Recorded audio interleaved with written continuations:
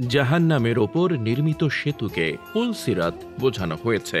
হাসরের ময়দানে জান্নাত ও জাহান্নাম হাজির করা হবে। জাহান্নামের ওপর স্থাপন করা হবে পুল সিরাত। এর শেষ প্রান্তে থাকবে জান্নাত। কিয়ামত হওয়ার পর সকল মানুষকে পুনরুজ্জীবিত করে হাসরের ময়দানে সমবেত করা হবে এবং ইহলৌকিক জীবনের বিচার করা হবে। এ বিচারের পর হাসরের মাঠ থেকে পুল সিরাত পার হয়ে জান্নাতের দিকে যেতে হবে। তোমাদের মধ্যে এমন কেউ নেই যে তাকে পুল সিরাত পার হতে হবে না।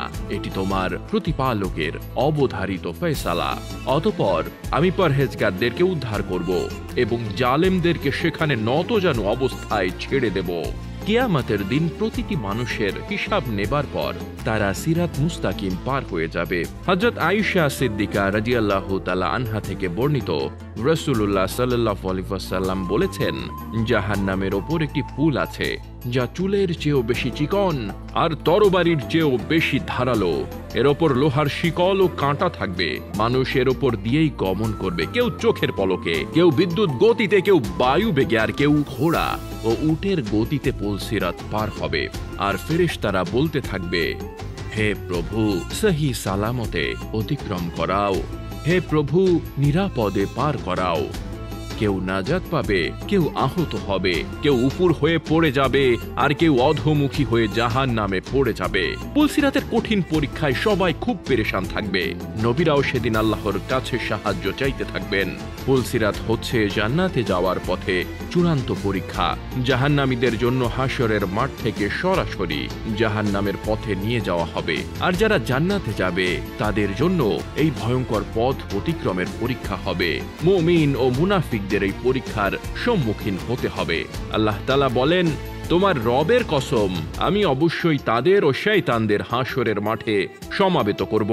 অতঃপর জাহান্নামের চারপাশে নতজানু অবস্থায় তাদের উপস্থিত করব। অতঃপর প্রত্যেক দল থেকে পরম করুণাময়ের বিরুদ্ধে সবচেয়ে বেশি অবাধ্যকে আমি টেনে বের করব। সেদিন আমি তাকওয়া অবলম্বনকারীদের নাজাত দেব, আর জালিমদের আমি সেখানে রেখে দেব নতজানু অবস্থায়। কেমন হবে পুল সিরাত? পুল সিরাত হবে অনেক ভয়ঙ্কর, চুলের মতো চিকুন এবং তরবারির মতো ধারালো হবে, যার নিচে থাকবে জাহান্নাম। দুই পাশে থাকবে লোহার তপ্ত শলাকা। কোনো আলোর ব্যবস্থা থাকবে না। যার যার আমলের আলো দিয়ে সে পথ অতিক্রম করতে হবে।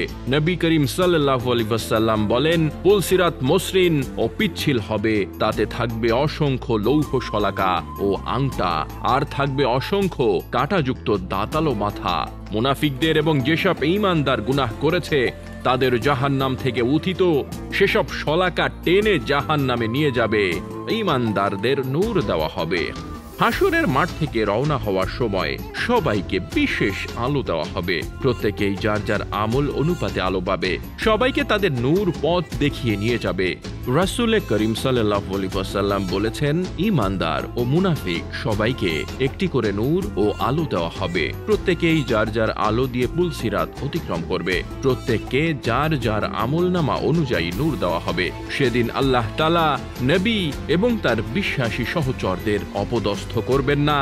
তাদের নূর তাদের সামনে ও ডান দিকে ছোটাছুটি করবে আর বলবে, হে আমাদের পালনকর্তা, আমাদের নূরকে পূর্ণ করে দিন এবং আমাদের ক্ষমা করুন। রাসূল সাল্লাল্লাহু আলাইহি ওয়াসাল্লাম বলেছেন, সবাইকে সবার আমল অনুপাতে নূর দেওয়া হবে। কারো সামনে পাহাড় পরিমাণ নূর দেওয়া হবে, কারো হাতে মশাল পরিমাণ নূর দেওয়া হবে, কারো নূর হবে একটি বৃক্ষের পরিমাণ। এভাবে সবচেয়ে কম নূর যাকে দেওয়া হবে তার নূর হবে পায়ের একটি আঙুলের মাথা পরিমাণ। একবার জ্বলবে, একবার নিভে যাবে। যখন আলো জ্বলবে তখন পথ চলবে, আর যখন নিভে যাবে তখন দাঁড়িয়ে থাকবে। পুল সিরাত অতিক্রমের অবস্থা যাদের আমলের পরিমাণ বেশি তারা অতি দ্রুত চোখের পলকের মতো পুল সিরাত পার হয়ে যাবে, আর যার আমল কম তারা হামাগুড়ি দিয়ে পার হবে। সেদিন মুনাফিক পুরুষ ও নারীরা ঈমানদারদের বলবে, তোমরা আমাদের জন্য একটু অপেক্ষা করো, তোমাদের নূর থেকে আমরা একটু নূর নিয়ে নেই। বলা হবে, তোমরা তোমাদের পেছনে ফিরে যাও এবং নূরের সন্ধান করো। তারপর তাদের মাঝখানে একটি দেওয়াল তুলে দেওয়া হবে, যাতে একটি দরজা থাকবে। তার ভেতরের দিকে থাকবে রহমত আর বাইরের দিকে থাকবে আযাব। মুনাফিকরা মুমিনদেরকে ডেকে বলবে, আমরা কি তোমাদের সঙ্গে ছিলাম না?